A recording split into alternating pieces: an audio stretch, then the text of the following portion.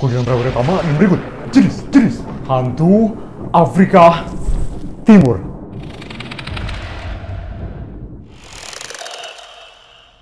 Kalau di Eropa ada yang namanya manusia serigala, di Afrika Timur adanya manusia hyena. Dalam bahasa lokal, binatang jadi-jadian ini sering disebut Buddha, tapi kerap diterjemahkan pula menjadi were-hyena, macam werewolf, tapi hyena. Buddha adalah manusia yang bisa berubah menjadi hyena, atau justru sebaliknya, hyena yang mampu berubah menjadi manusia. Selayaknya pemakan buah iblis tipe Zoan di serial One Piece, Buddha ini memiliki mode hybrid, campuran antara manusia dan hewan yang tentunya lebih kuat. Mereka memiliki warna mata kemasan, tapi ketika menyerang akan berubah menjadi merah menyala. Ada juga yang menambahkan kalau mereka memiliki bau badan yang sangat busuk. Buddha ini seseringnya berburu secara berkelompok, meski ada pula yang sendirian. Mangsa favorit mereka tentunya adalah manusia. Begitu tertangkap, para korbannya ini nggak semuanya langsung disantap, tapi ada pula yang dikubur hidup-hidup untuk dijadikan persediaan makanan, semisal perburuan selanjutnya tidak cukup. Dari mana para Buddha ini berasal? Konon katanya mereka adalah penyihir yang pada siang hari umumnya bekerja sebagai pandai besi. Di negara Ethiopia, ini menjadi kontroversi. Kenapa? Karena umumnya pandai besi adalah mata pencaharian orang-orang Yahudi di sana. Keberadaan makhluk ini pun dijadikan bahan diskriminasi sehingga orang Yahudi kerap dituduh sebagai siluman. Berbeda dari werewolf yang umumnya hanya berubah ketika bulan purnama, Buddha ini mampu berganti wujud kapanpun mereka mau. Selain berburu manusia, ketika gabut, para Buddha ini gemar membongkar kuburan, menyusun tulang manusia untuk dijadikan pajangan, menculik anak-anak, dan menjahili orang-orang. Sedikit tambahan, katanya sih di Afrika ada beberapa perkampungan yang isinya tuh siluman hyena semua. Untuk menarik calon korbannya, rumah dan tanah di sana dijual dengan harga yang sangat murah. Makanya hati-hati guys kalau nyari tempat tinggal. Di siang hari, makhluk ini dapat menyamar menjadi manusia biasa, namun ketika malam menjelang, Popo Bawa akan menampakkan wujud aslinya. Popo Bawa adalah siluman kelelawar bermata satu yang berasal dari negara Tanzania. Popo Bawa merupakan salah satu makhluk halus yang paling ditakuti di sana. Kenapa? Karena makhluk ini kerap melukai dan mencabuli manusia, entah itu pria maupun wanita, terutama yang nggak percaya dengan keberadaannya. Konon katanya, para korban dari Popo Bawa harus menceritakan pengalaman traumatis mereka ke teman atau tetangga. Jika tidak, makhluk ini akan kembali datang menyerang. Pokoknya siluman yang satu ini sangat terobsesi untuk dikenal orang-orang.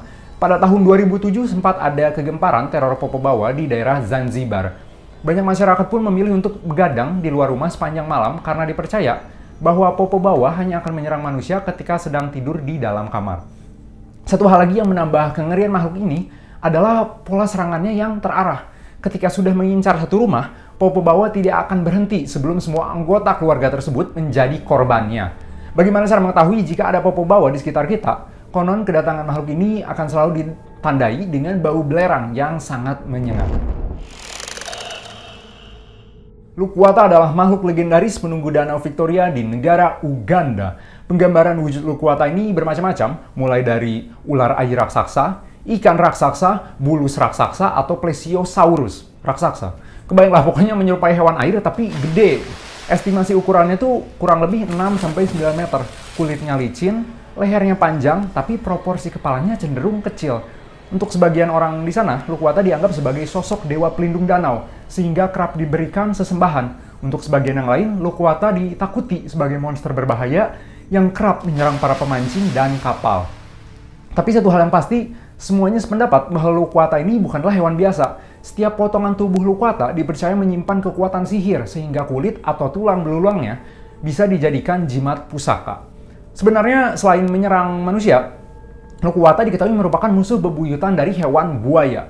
Penampakan Lukwata biasanya diiringi dengan suara aumannya yang menggelegar, macam Godzilla, terutama ketika sedang marah. Kembali lagi ke negara Ethiopia, ada satu hewan manggis yang disebut Chaetoblaepus. Nama Chaetoblaepus ini diambil dari bahasa Yunani yang artinya itu melihat ke bawah.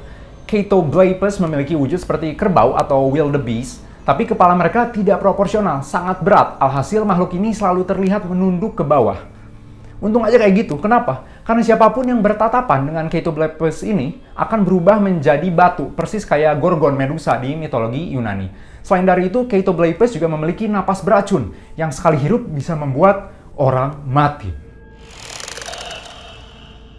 Dingonek adalah makhluk buas tinggi 5 meter yang berasal dari sungai di pedalaman Kenya.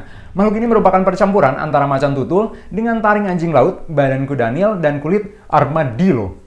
Ada pula sebenarnya yang nambahin ekor kalajengking, tapi sepertinya sudah terlalu berlebihan. Dinggonek adalah karnivora semi-akuatik pemakan daging yang menghabiskan banyak waktunya di sekitar air, macam buaya.